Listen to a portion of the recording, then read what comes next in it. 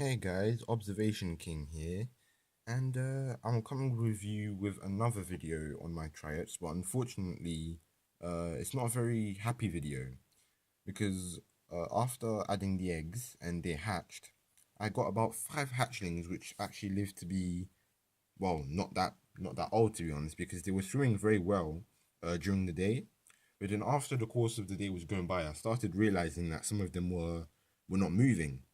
Now, I thought to myself that maybe the reason for this is because they're resting, because I understand that they would be babies and they wouldn't have energy to constantly be moving. So I decided to think that maybe they were resting. But every time I had a triad that wasn't moving, it turned out that it actually died. And I waited for the whole day and I went well into the night, but it turned out that they eventually all died. So I had 5 triads that hatched out and lived for a matter of hours during the day and then died. So that's not very good news at all because I was really hoping that it would work because I tried this before and it did work. So what I've done here, you might be wondering what I'm filming. If you look closely, it's a small container. Let me just pick it up, and it's full of Triops eggs.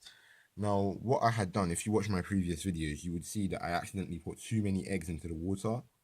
So what I did is I collected all of those eggs. I looked at them under a magnifying glass, and they haven't hatched or anything.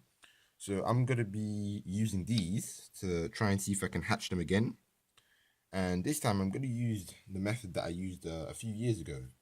So instead of using the floating container method, which, don't get me wrong, is a very good method, but because it's hot where I am right now, I'm just going to literally pull it inside the container here that I was using.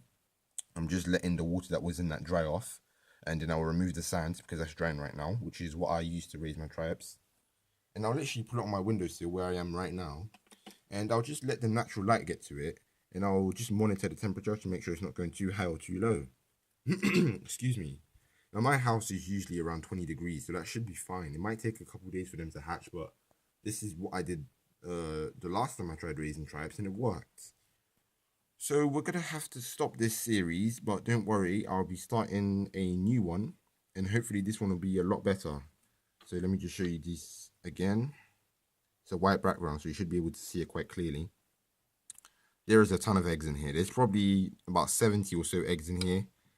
A ton of eggs. And I'll accidentally put all of that into the water. But anyways, thanks for watching, guys. Thanks for keeping up with the series. And I'll be starting a new one soon. And hopefully this will be a lot better. Alright, thanks for watching. See you later, guys.